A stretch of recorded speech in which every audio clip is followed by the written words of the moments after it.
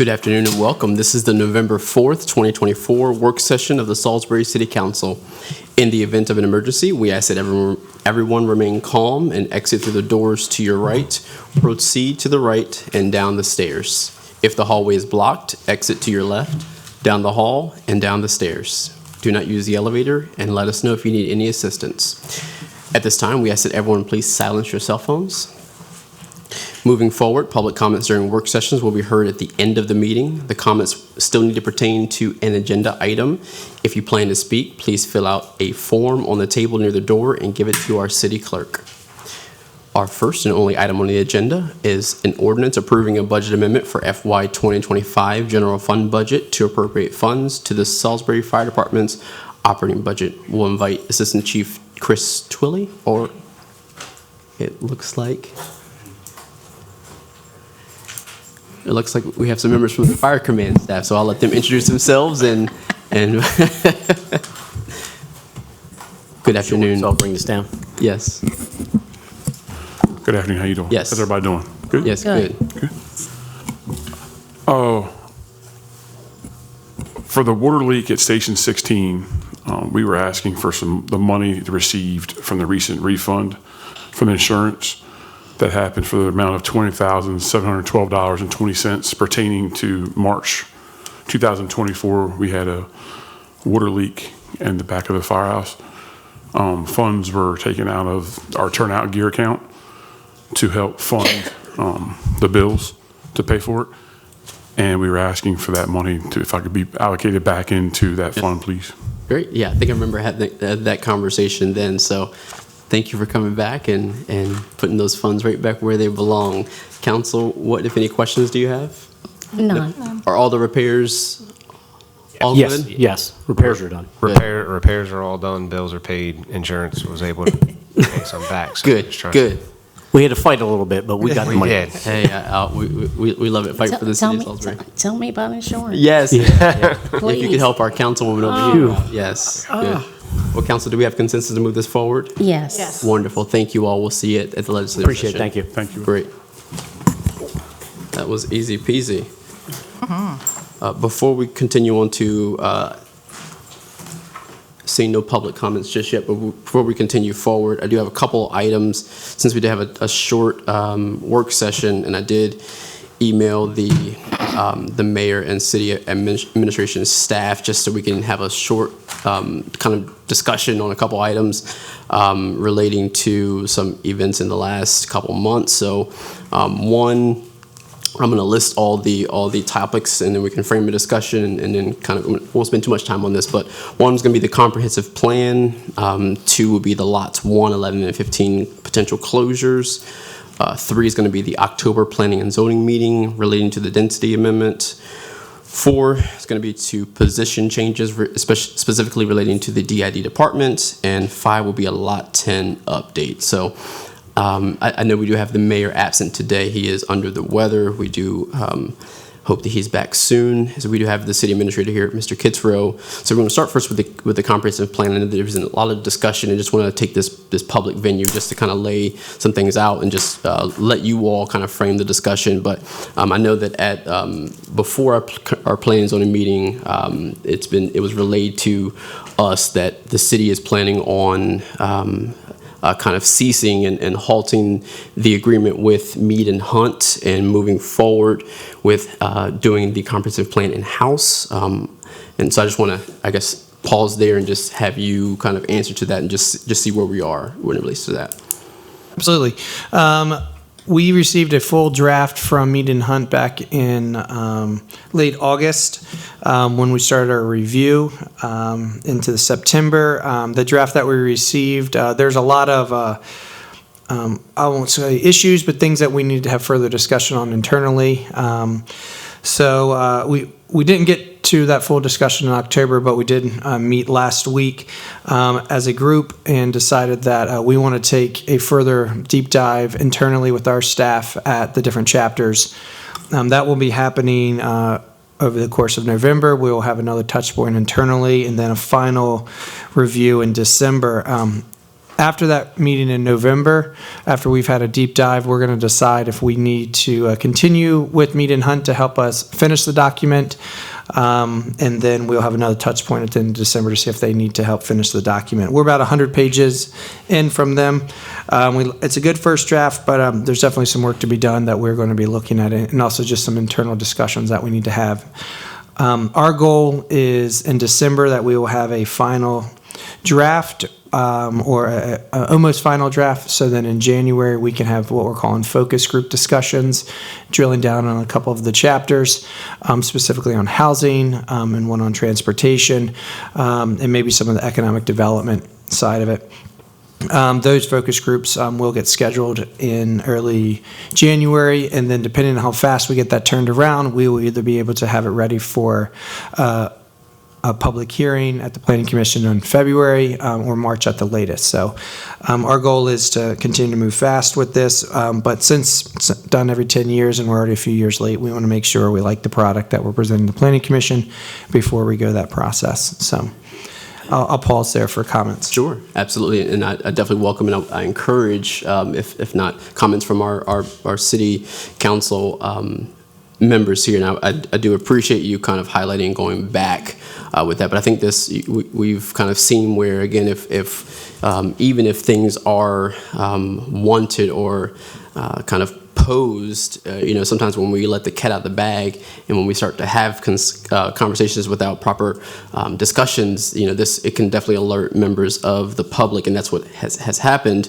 I think more so one thing that alarms me is, and just going back before even my time on the council, is that the city allocated upwards of $160,000 for the comprehensive plan and zoning update, all things that encompass those items. And then I know we've spent just about $60,000 so far. So my concern is, just as a city who has already allocated resources to getting those things completed, I know just as an example, when there's things wrong with my car and I pay, the service provider, I don't go to a different one and start over. I hold them accountable for that product and for that service. So that's where I'm a little alarmed right there at that portion there. And then another thing is just, again, this is a big, heavy lift in a city of our magnitude, just about 34,000 residents. Cities of about 20% of our size have not taken on these sort of tasks internally without external guidance from members or from firms who are specialized in these things. And let alone, I'm not sure if the state of Maryland and the Department of Planning will kind of appreciate us tackling those efforts, such a big guiding document without, again, very firm and very firm guidance throughout. And then again, just give, our limited capacity of the DID team, I'm not seeing where this is something that we should even be having these internal conversations external from city council and the public, where again, in my research, I've seen where cities have had upwards of 30 community meetings, and we've had one community meeting and I think about 5 to 6 stakeholder meetings.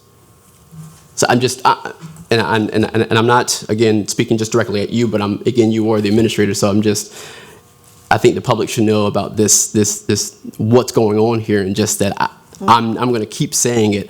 I don't think we're going in the right direction. So at every instance, I'm going to say we should pause, regroup, and go back to having a firm guidance in this discussion. Any comments from council members? Would we be able to have a copy of your draft as it is now, so we can at least review where the money that we allocated has been spent and what the comprehensive plan even looks like? We don't have no idea what it even looks like or what's on it. Yeah, I don't think that's an issue. Okay. It is still a draft, so want to share it, just keep Okay. it to yourselves. I think, Deshaun, you have a copy to at least the link of it, but I can make sure Okay. it is sent over to the rest of the council. I was for making review. sure that there was a line in that email that says, please do not share. So I did not, and this is, again, nothing that you and my fellow council members, but it was specifically told not to share it outside of the planning and zoning. So, which is why I'm making it known here. And I was hoping that someone would ask for that link to the document, and thank you. I think the council members will appreciate seeing that draft document, which again, I'm not seeing the glaring grammatical errors or the misplaced, and I'm not seeing the referenced indications of a firm's lack of professional or just their competence levels. So I was looking for that, and I'm not quite seeing those things. Maybe I'm not seeing the substance, but I'm not seeing a lack of grammatical or, logistical or linguistic concerns. Yeah, and I just want to double down that we have not terminated an agreement with Mead and Hunt at this point. We are getting our ducks in a row. When we saw their full first draft that was submitted to us, that was maybe a rough draft, not a final document. We still had some internal discussions that we needed to get on the same page with on expectations of the document, which we are doing our thorough review of. Again, we want to make sure we get this right. And then at that point, again, in November, when we meet up as an internal group, we will make a decision at that point on what our next steps are. Having a professional firm help us, guide us through that process, even present stuff to the Planning Commission has happened in the past. And we're not saying that won't happen moving forward. We just want to make sure we're all on the same page. Sure. My recommendation, again, since this is, of a document that's going to affect the public, and we are elected as members who are the voice of our constituents, I recommend a member of the city council. Again, it doesn't have to be me, the president, but a member of the city council be a part of that internal group to kind of to speak for not only their district but also the citizens. I'm not sure if my council members agree with that, but I do. I'm not sure why we're not in these internal conversations that quite affect us and our citizens, and we're elected to represent them. So I recommend having a member of the city council there, but it also helps keep you accountable, but also it helps you all because you're saying, hey, we invited a member of the city council here. They were able to speak for the constituents and for the people. So I that's my recommendation. I think I hear some agreement there. So we look forward to an invitation to at least one member. Again, you all can decide. It does not have to be me. I recommend it's not me. I serve on the Planning and Zoning Commission, so we look forward to an invitation. I agree with you wholeheartedly because we've been kept out of a lot of issues and situations, and there's been times when the constituents knew before we knew anything. Mm-hmm. And it's very embarrassing and humiliating. It is humiliating when I hear a constituent telling me something that's going on with the city, and I'm not even aware of it. We've gone through this for the last, 5 years? And we spoke about it.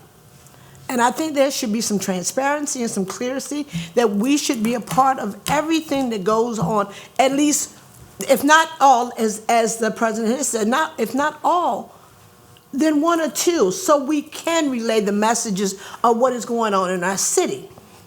So we can relay and have the proper information for the constituents that we represent.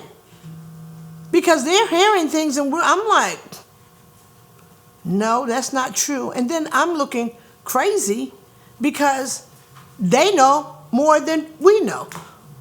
And Andy, as you know, we have discussed this several years ago. We should be in on every situation, every conversation. The city council should be on, whether y'all think we should or not, because I feel like, to me, you're sneaking behind my back doing things, and then we're left blindsided, and we shouldn't be left like that. I'm not saying you in particular, but however, whoever, whatever, that's how we feel. Sure, and I think there is, if I may. Yeah, that is why we have extended this process. We are trying to make sure, again, I don't want to have our internal team not on the same page before we are inviting the community into the conversation, presenting things to Planning Commission, public comment. So again, our plan is to review it ourselves internally. We could have done our focus groups in December, but it's the holiday season. We're not going to be pulling people out in the middle of December to come have these conversations. I think our plan is there's several chapters. When you see the document, you see how it's broken down, but there's very specific focus groups. Like one of the chapters is specifically on housing. We want to bring the community together. We're going to be sharing that document. We want to sit around, talk about that in greater detail. And there's multiple chapters in that same capacity. So we are not ready to have this go to be the Planning Commission because I do not think we've had enough public outreach. Personally, that's why it's taken a little bit more time. But I do think getting your guys' opinion into it, ultimately the document is adopted by you all anyways. So having it on the front end is better. Good. Appreciate that. Any other comments on the comprehensive plan and the thoughts thereof? Okay. My next kind of concern, again, these are all things that have been brought to me, so I'm now bringing them forward. I know a letters went out today on the lots 1, 11, and 15 closures, not relating to the actual, I know there's a density component and all that, but just the closures. So is there anything that your office wants to share just on kind of where that is and just what our plan is, and with parking too? That's another. I know that we have now offered 2 hours free parking. So is there anything that we want to say or kind of mention when it comes to the potential closures of these lots? Sure. It's a public document, so I don't have a problem sharing it with everybody. A message went out from the mayor's office to the permit holders late last week on Friday, explaining our position, our stance on the swirling news about the potential lot closures. That would be lots 1, 11, and 15. I'll just read right from here. After 2 weeks with no response, the City of Salisbury has communicated to Salisbury Town Center Apartments, that LLC, that the intent to file a declaratory relief in court, which is in process. Additionally, the city has made it very clear that any obstructions placed with the intent of disrupting our parking agreement will be met with direct removal. STU has been informed that they will be billed for those costs. We have finalized our declarative declarative relief statement. I've got a copy of that finished about 30 minutes ago, so that will be looking at getting filed either at the end of the close of the business today. I'm here, so I'm not sure if it got filed today or first thing tomorrow. And there's details of that, and I'll make sure that you all have a copy of that. But specifically, the city's stance, the mayor's office stance, is that we are not in a position, there is no breach of the LDA, so we have not lost our ability to use those lots. So will continue to have our permit holders park in those lots. And we will play it out however we need to legally to kind of go through that process. It's unfortunate that it's got messy and it has to be public now in a different capacity, but we are where we are and we need to just stay the course. I appreciate you highlighting that, and I think I'll just echo the same message that our chair of the Planning and Zoning Commission said at the last meeting, is that I think a good, wholesome, and sit-down conversation will rectify a lot of these things. And I don't know, and you can speak to that a conversation has happened with either staff or the mayor's office, and the developer and their team. Has that happened since October, what was it, 14th or 2017th? I have not sat down and met with the developer. I know a developer representative has met with our DID team to talk about their application and their process for what's going before planning commissions in terms of density, which I know is another topic we have here. Specifically, in more details about who is in control of the parking lot. Unfortunately, that is now discussions between 2 legal teams. I understand.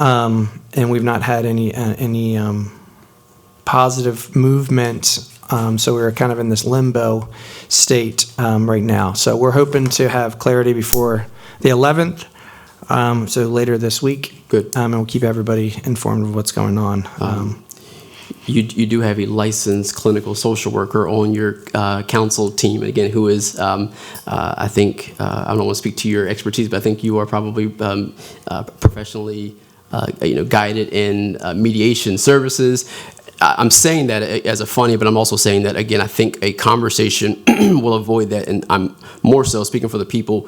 What's going to happen is no one's going to win this, and our people who are permit holders are going to end up losing when we have 110 people who are not able to park on next Monday or Tuesday. So that's, I'll leave it at that. But I am urging for people to get out of their comfort zones and to have a conversation. I will help and can help, or any member of this council will help facilitate that conversation and be a part of it. But it is now, what you said, messy and furthermore embarrassing. So I'm recommending a conversation to be had, and we will be of help in any way possible. And our director of DID is smirking because he is, I'm sure, in agreement that it is quite messy and embarrassing. Any other comments? Great. Moving forward, the October Planning and Zoning meeting.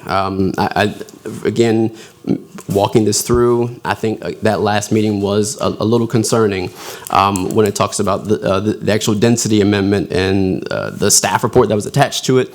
And that's where I was highlighting at the first moment there about the capacity of the infrastructure team. My faith is just not there seeing what that staff report said. But also, it was evident that we haven't had conversations that will prove to us having outcomes that will be fruitful. And that was a meeting that will be one in the books. So I'm hoping that I don't know why our focus has been on this comprehensive plan as a city when we have very pressing issues.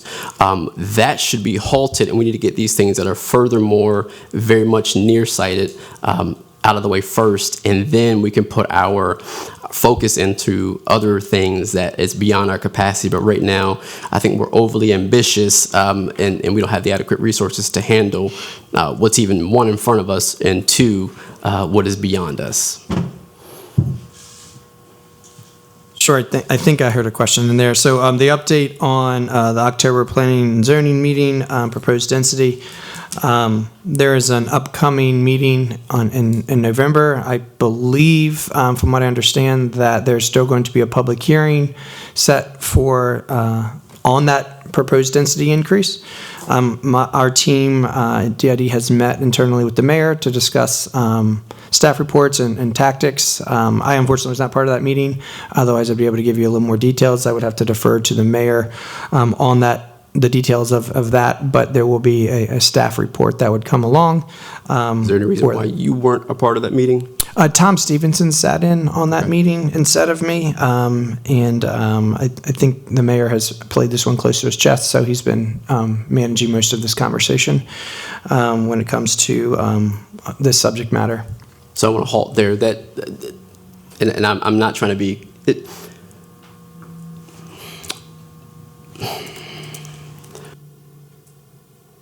What we're seeing is a clear and direct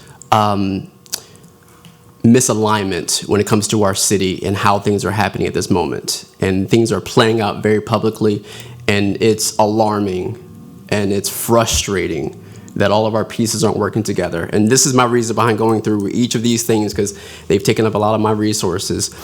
You as a city administrator should be a part of that conversation. You should be leading that conversation. The mayor should be assisting, but not having direct conversations with the staff. That should be you. And the fact that you're not able to answer these questions or speak to this in a comprehensive way is alarming. And I need the help from my council members, because I'm at a loss for words right now at the lack of confidence that I have in the alignment with our staff and members of the public. I have a problem with the cloak and daggerness of this. The fact that this is all happening behind closed doors, that we are not part of this discussion, that you were not part of that discussion, that is a huge problem, as the council president just said. I'm jumping back into this after dealing with family issues for the past month, but to come back to find this kind of a mess that I don't even know how to begin to untangle. I'm partially speechless, but I'm also just completely baffled as to how we got to this point so quickly. I do not understand it. I do not understand the mayor's decision to play this close to the chest, as you said. This is not something that should be led specifically by him. This is something that needs to be a team effort and needs to be led by you. I really don't know what to say. I feel like I need a flow chart to understand what's happened here, because it is such a mess. It is such a mess. And how we have gotten into this much of a mess this quickly is mind-boggling. I appreciate the the confidence in my abilities, but I also think it's important that I make sure that my team, the people just like you see in the audience, I'm not trying to fight the fires. I let Rob do that. I also want to make sure our DID team are the ones who are helping us navigate when we're talking about text amendments and zoning code. So I usually defer to the experts in the room and my team, and I think we have a very capable team that can handle most of these conversations. And my job is to help steer that conversation both publicly and privately. And again, I apologize, it wasn't in the last meeting, so I don't have a whole bunch of details of that, the specifics. I do know that we are working, there's meetings today, there's meetings late last week to go through our code, potential opportunities to look at the text amendment, evaluate that, and write a strong staff report. I just was not specifically in those conversations directly. Know what is being discussed, but I don't have a whole bunch more to share at this time.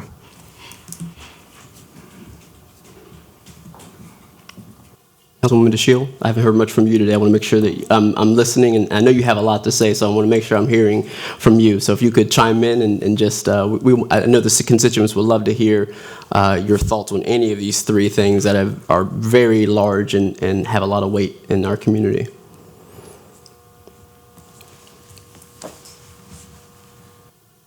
Okay, you put me on the spot.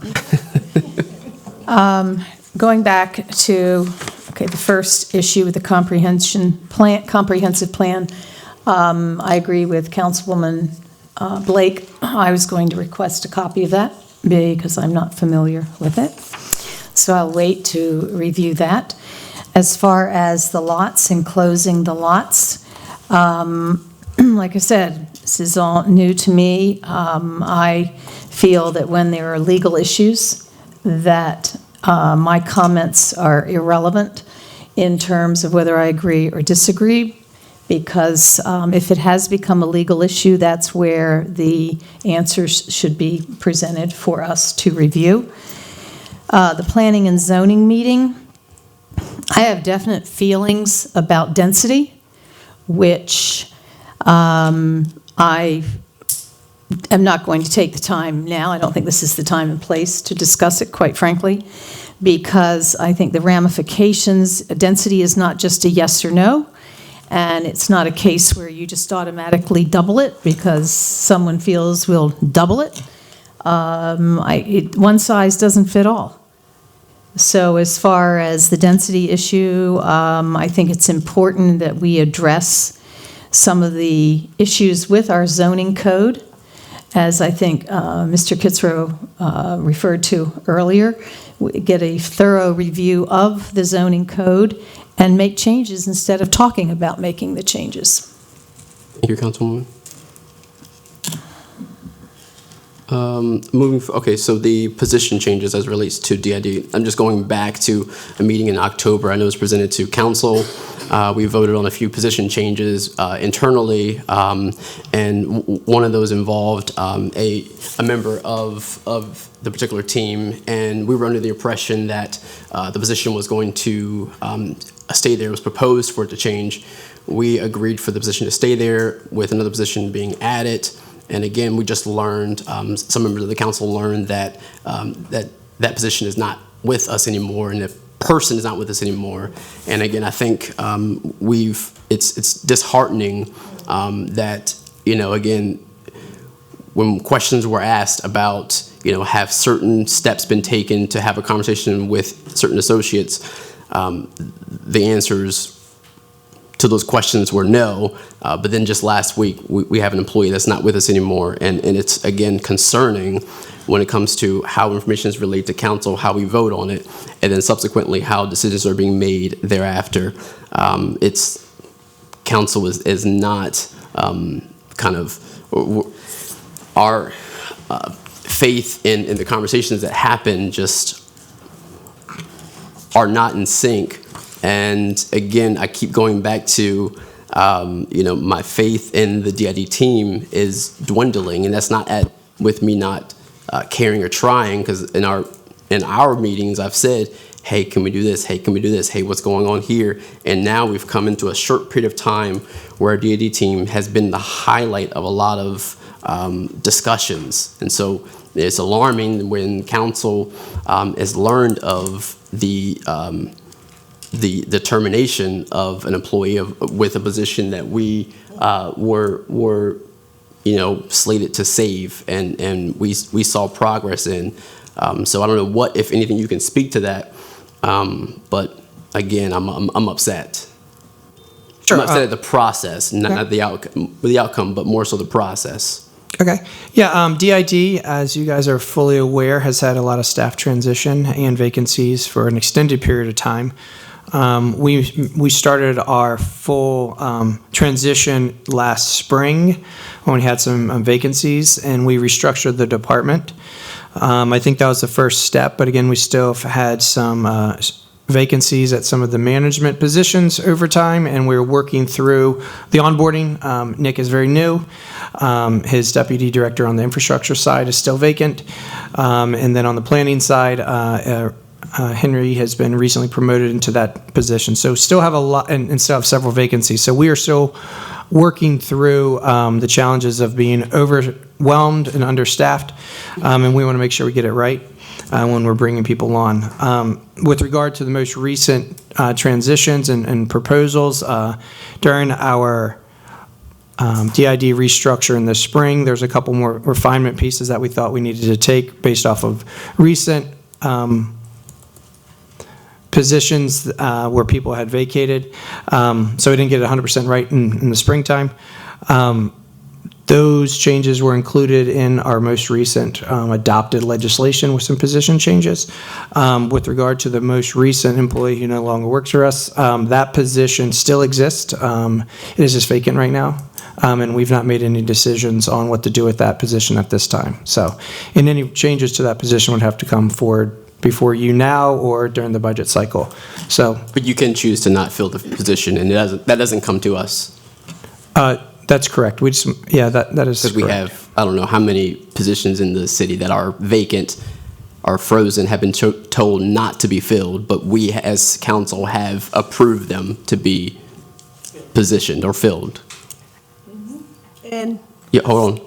I want to, that was a question mark at the end of that. There you go. There are positions that are actively being filled through recruitment efforts of our own, and there are a couple of positions that have not been chosen to be backfilled at this time. Thank you, Mr. Kitzrow. Councilwoman Jackson.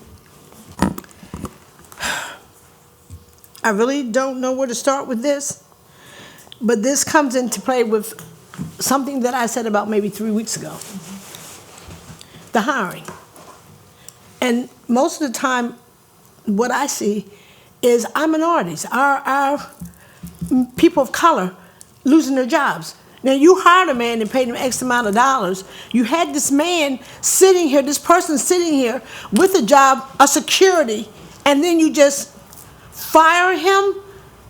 I mean, I'm just, and in the last, I've been here 9 years and sitting in this seat 9 years. We haven't said specific, hold on. We haven't said specifics. Again, I think Councilwoman Jackson is speaking very generally at this time. Yeah, I'm not. Yeah. 9 years I've been sitting in this seat. And 9 years, 4 to 5 African Americans have lost their jobs. Each job was a substantial title, and they're no longer here. I mean, do you not think that looks strange? Yes, it does. It's very strange. You have here Asians, 1%. This is the hiring and the people who are employed. 14% black, 79% Caucasian, 2% Hispanic. Do y'all not see the problem here? Because I do. I do. And something needs to be done about our promoting of our diverse community and our job openings. We cannot just bring people in and just think that we can just throw them away like they're a piece of trash. I don't see you taking anybody else's positions that are not of color, and you don't have a job today. How about about if it happened to one of you all? You came to work one day and then the next day you don't have your job. And you have a family. We need to think this piece over when it comes to our hiring practices. We need to think this over when we start taking people of color and just, you're done, you're done, you're done, you're done. I've seen this done in Mayor Jake Day's tenure, and now I'm seeing it happen in our Mayor Randy Taylor's tenure. And I'm not liking it. I don't like it. You're not gonna make me like it. It doesn't feel good. I'm a person of color. Just like, and I'm going to this one too, the hometown banners, hero banners. Now, if you did it to me and you took my project from me and gave it to somebody else, what do I think you're doing behind our back when it comes to hiring and firing of people of color? What do you think? You did it right, they did it right, you did it right in my face. Like it wasn't my project. So how do I think that you're treating these people that have been dismissed from their jobs? It is hurtful. It's really hurtful. I've been here 9 years, and I am sick of seeing this happen to people of color. I'm sick of seeing, I don't want to see 1% Asian. I want to see at least 10% Asian. I want to see at least 25 or 30% of black. You can't tell me a lot of these people are not qualified for their jobs. You can't possibly tell me that. And you know why people do not apply for these jobs here? Because of the racism. They feel it's being your racism. And I've talked to people, they feel as though if they come here and apply for a job, they're not going to get hired anyway. And when they see that you've already fired 4 African Americans, they don't feel as though hope for them. We need to take a look at this. We need to take a change. I'm not saying that, everything has to change to the point of we got to hire all these African Americans or people of color, but we need to look at this and see where we are going wrong. Because it's as diverse as this city is and this county is, I know daggone well you can hire more people. 14% black, 1% Asian, 17% of people of color. Come on, let's be for real here. I've seen people at the city, at Fields Op, of color who have worked there for years. But now you have to have a college degree to operate some machinery. When I was young, most of the people from the city field ops were from Poplar Hill.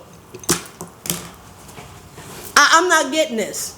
I'm just not getting this. I'm not getting this. I don't know if anybody else is feeling the same way I'm feeling, but I feel this way. We have to do something before we have some lawsuits coming at us.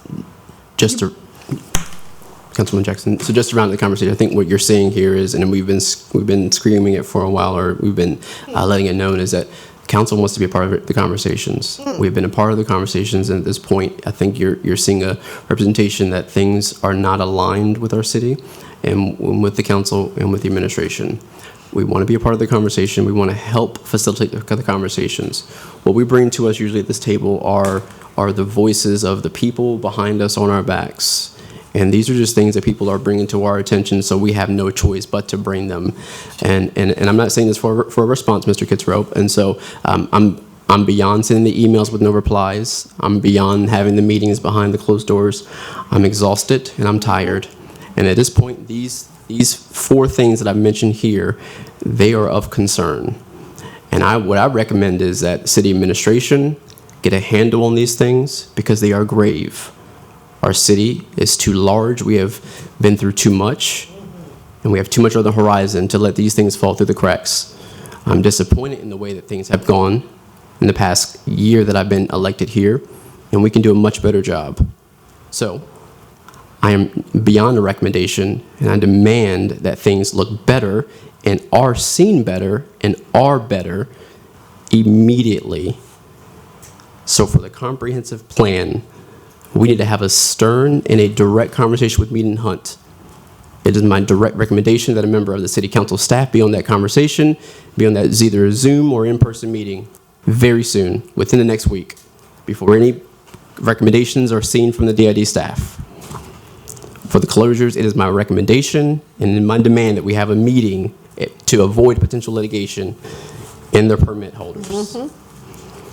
Same as it goes, because I don't believe we are quite prepped for our planning and zoning meeting, and our planning commission members, which I do see a member here, thank you, Mr. Drew, for being here. Our planning commission has concerns for this meeting, and I don't think we're prepped as a city. And as being the city representative, I would like us to be as prepped as possible. So we need to have some conversations with the developers, maybe not pertaining to the closures. Maybe we have a direct conversation with just the amendment and just the density concern. And with the other concerns, I think that's clear. We have some human resource and some diversity and some employment concerns that we need to get a handle on, and it needs to be handled and addressed immediately. I'll pivot to Can I say one more thing, please? If you want to say during council comments. No, I just want to say this now. You know, when our constituents come to us, or even people who are employed here, and they come to us, and we can't even give them an answer to their questions when they lose their jobs, I think that's a sad time as well. I think we should be able to not find out what actually happened. I know it's a personnel issue. You keep saying personnel, but these people come to us. They come to us in concern of their jobs. And we are lifeless. It's just like we're lifeless. We can't say anything. We don't know anything. Everything is kept secret. And I don't think that should be done like that. I think that we should know what's going on so we can better help them understand what happened, how it happened, or if we can even fight to get their jobs back. But we don't have that opportunity. You, Councilwoman. We'll pivot to administration comments, followed by council comments, and then we'll prepare to adjourn the meeting. Mr. Kitzrow. Wild Vibes is this weekend on Saturday. Tickets are still available, 1 to 5. My final comment will be, I'm very disappointed in council this evening. Very disappointed. Blindsided by a 3:30 p.m. email to go over a list of topics, giving us no time to prep, to then be blasted and not being able to get an opportunity to discuss it, other than be accused of doing things. So if this is how things are going to play out, we can decide what level of participation we are going to have in these meetings. But if there's not going to be mutual respect given during the public comments, but just to put us on blast, then the mayor and I can discuss what this looks like. We are not going to be told how to do our job or be demanded to do our job. We will do our job. You all will do your job. And we will hopefully find consensus of how to work together. But I'm very disappointed with how this conversation has transitioned at the end. I thought it started off pretty good, and it's turned pretty nasty pretty quickly. I don't feel like I need to sit here and defend my team or the actions that we've had to do. And if I'm going to be put on blast, then it's going to be really a difference of how we're going to have to handle this conversation. That's all I have to say. Councilwoman DeShield. I'm going to be the thorn. I apologize, Mr. Kitzrow. I don't like being blindsided myself. I only have another month to be a newbie on here, but I think the lack of decorum and the lack of respect that does take place, whether it's public, whether it's between executive and council, is unacceptable.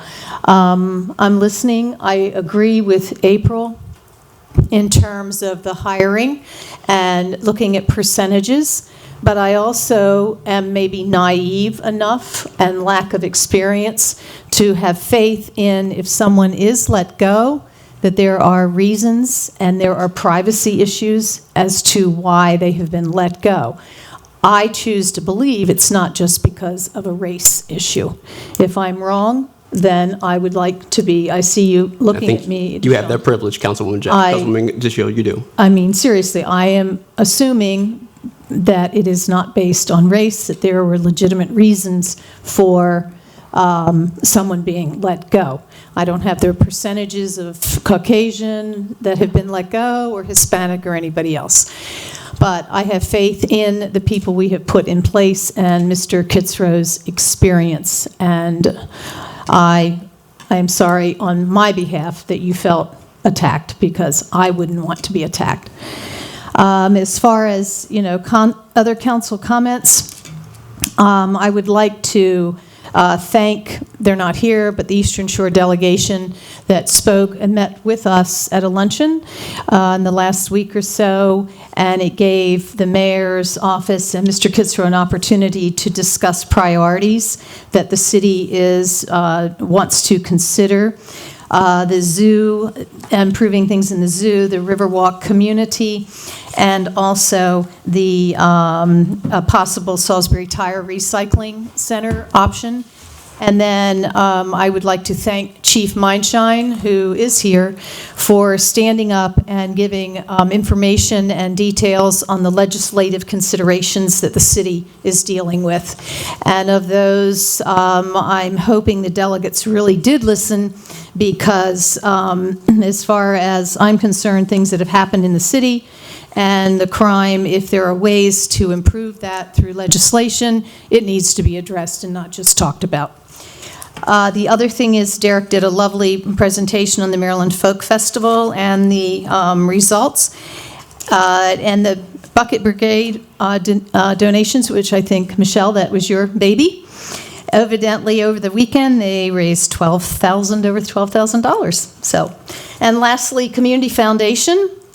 Those of you that aren't aware of everything they do, they have been around for 40 years. And it's worth going on their website to get more information on how much they do for the community as far as supporting us and supporting many other parts of the community. That's what I've got. Councilwoman Gregory?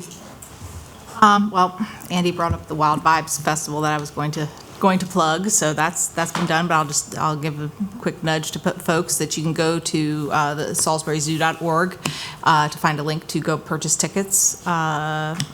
Zoo would love your support, and there's going to be a lot of good food and drink and a lot of good craft vendors and that sort of thing there. Other than that, I think all I had was just, I appreciate the city's administration's frustration, but we have been feeling frustration for quite some time as a council, not getting answers, not getting straight answers, and having things talk about being broadsided, like the comprehensive plan that we had set aside money for, and to find out it's potentially getting scrapped. Getting that email while I'm sitting in the ICU with my son and thinking, where the heck did this come from, was a little jarring, I have to say. So I think that there are members in the community who are feeling, broadsided. There are people on the council here who have felt broadsided by actions on the administration's part. So it goes both ways, and I'm going to leave it at that. And I want to say, I don't think anything has been said here maliciously by anybody on the council. So if you're taking it that way, I think it might just be a need to step back and hold off. Thank you, Councilwoman Gregory. Council Vice President? Well, by the time it gets to me, most of all the cool announcements have been. Councilwoman Jackson still has to go. Oh, I'm sorry. And I'm going to go, yeah, go ahead, yes. Okay, I'm sorry. Basically, at the bottom line, everyone knows that I'm going to really, really, really beg people to go donate blood. Please donate blood. We're still in a critical area, critical time. And plasma, too. And consider being an organ donor. Save a life. If you can do it, please do it. Nick got 2 units while he was in the hospital, so. Awesome. It's a blessing. Thank you. Someone Awesome. saved Nick. Thank you. Thank you. Councilwoman Jackson? Yes, I do want to say this, Andy, definitely, nobody's coming for your neck. These are just things that we required. These things that we necessarily need to know. I don't think it's a personal thing, and it's not a vendetta. It's nothing about you. It's about how things are being done. And I don't think that, I mean, even if it was given to you the day of or whatever, just take it as if it's something that we feel that is really needed. That's all. It's nothing personal. But I'm going, you know me, you've been knowing me for what, 14, 15 years or more? I'm the type of person, I'm going to say what's on my mind. I'm going to say how I feel. And this is how I feel. And this is how I've been feeling for some time. I have mentioned it numerous of times in our budget meetings and everything, and nothing's ever been done. So we're going to leave this like here, and we're going to walk out of here just like this was never said, but remember, it was said. Okay? There's no hard feelings with me. I just want right to be right. That's all I want. I don't want to come out here being enemies with anybody, because that's not what we're here for. We're here to fight for our constituents and the employees that reside with this city. I do want to say this. We had a trunk and treat Tuesday. Phenomenal. 300. And that's good for our building, because actually, you know, our building only holds a certain amount of people, but it was really a nice time. And I'd like to thank Mayor Randy Taylor for coming out. He did come out.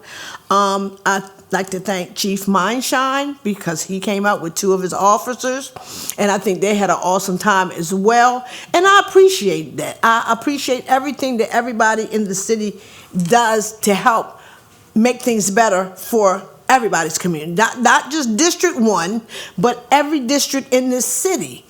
It's a lot of work that has to be done. It's a lot of work that should be done, and some of us, if not all of us, are trying to do it the best to our ability. I would like to thank I have an organization, Salisbury Advisory. Andy knows about Salisbury Advisory. We're still going. Salisbury Advisory Council on Youth Activities, the Wycomico County Memorial Post, VFW Post 10159. We Hear Car Club from Salisbury, and Lady X Social Club. These are people who came in and just tapped in and made me sit down, and they took over. And that's what I love. It's about teaching our young people what to do and how to do it, because sooner or later, I'm not going to be able to do it, and somebody has to take that task on. And I don't want our organization to end just like that. We're also going to be hosting in December the 14th, at 12 o'clock at the Richard Hazel Youth Center in the Billie Jean Jackson Park. We'll be hosting our 8th annual Senior Citizens Christmas dinner and gift giveaway. We have then like 300, and I've probably got a list of about 100 now. And I know more will be calling me and filling out lists. And all we need is some donations of the food items or whatever, or just some change, some money to go in to help defray that cost, because I haven't been able to really do fundraisers because I've been very sick this year. But if you want to come out and enjoy the festivities and help us, please come out. Feel free to come out. We have a good time, and I love to see people happy, just not youth and children. I love to see the seniors happy as well. So make sure you come out, and as I said, Andy, don't take it personal. We love you still. Thank you. Thank you, Councilwoman. I will, if you haven't already early voted, please vote tomorrow. Tomorrow is, Yes. do you have something to? I just wanted to mention that next week, the meeting is going to be on Tuesday, not Monday, Yes. and it will be over at the headquarters building instead of here. Thank you, City Clerk. If you haven't early voted, please vote tomorrow on Election Day. You can find your polling place on the Wycomico Board of Elections website. Polls are open from 7 a.m. to 8 p.m. Please exercise your right to vote. And I will say this, that I have been blessed to be in rooms, part of conversations, and at tables, and to be held accountable and to hold people accountable. I got into this role because, again, and I'll say it time and time again, I believe that I have a voice, and I've been able to use my voice for those who are voiceless and those who aren't heard. So if what comes out of my mouth offends, it's not out of a heart of offense, and it's always to hold people accountable, but it's for the people. That's why we do this. We are elected for 4 years, and for those 4 years, I'm going to fight, and I'm going to do what's right until I'm not. And I will leave you all with a quote from Nina Simone. Did you know that the human voice is the only pure instrument, that it has notes no instrument has? It's like being between the keys of a piano. You all have a good rest of your day. This meeting is now adjourned.